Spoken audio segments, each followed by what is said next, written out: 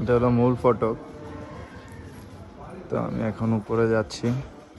এখানে ম্যাক্সিমাম কয়টা 25-30টা স্টেপ হবে। আমাদের ডন এইখানে হাজির। আমি আইসা তো অবাক যে ডন এইখানে কি করে।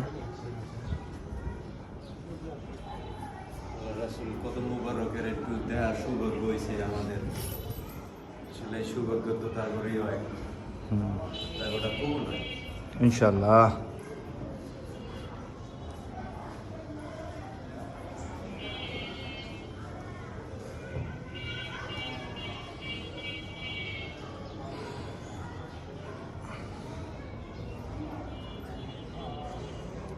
তো ভিতরে ঢুকলেই ডান পাশে জায়গা আছে। তারপর মূল ইটা হলো এটা আমাদের নবীজি হযরত মুহাম্মদ সাল্লাল্লাহু আলাইহি সাল্লাম, ওনার কদম মুবারক।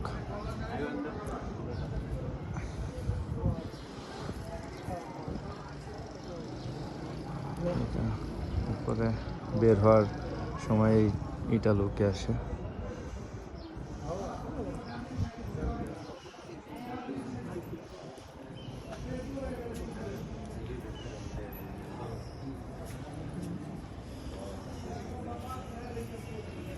হাই মাশাআল্লাহ।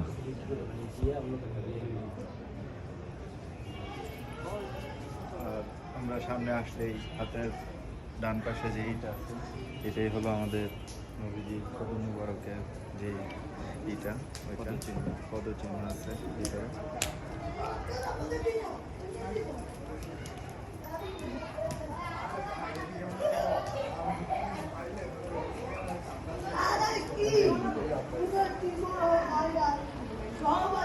সুবহানাল্লাহ।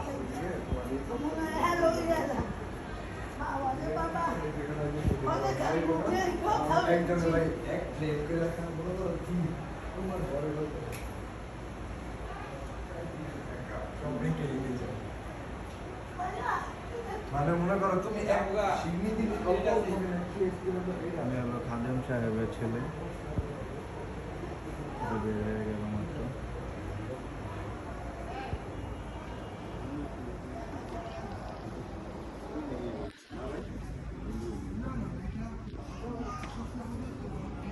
আর এনারা ছিল যখন তারা বাংলাদেশে আসছিল, তারা সবাই এখানে ছিল। যুদ্ধ করবো, সমস্যা নেই। মসজিদ এবাদত করে,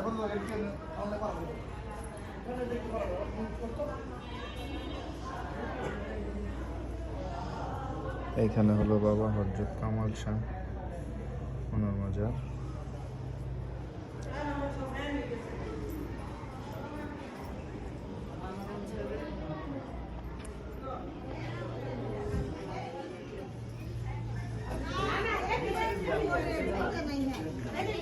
এখানে খাবার দাবার চলতেছে, দরগাতে যারা আসছে তারা খাবার গ্রহণ করতেছে।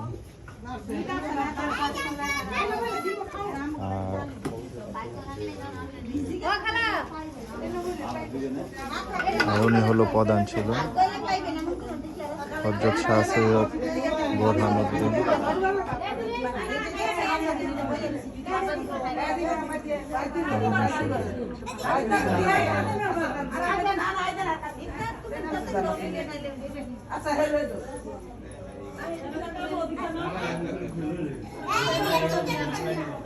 এক জায়গায় করে জমবে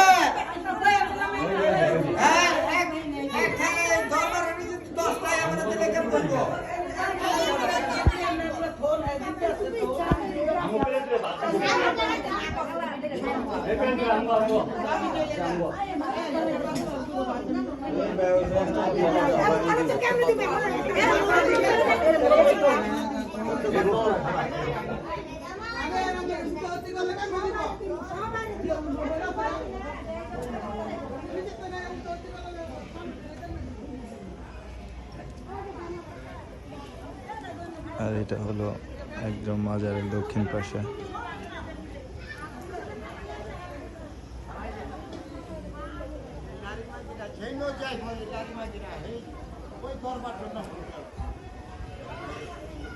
দেখ।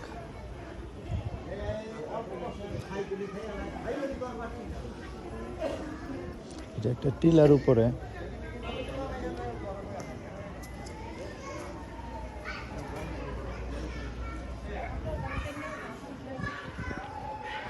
এখানে আমরা যেটা শুনছিলাম যে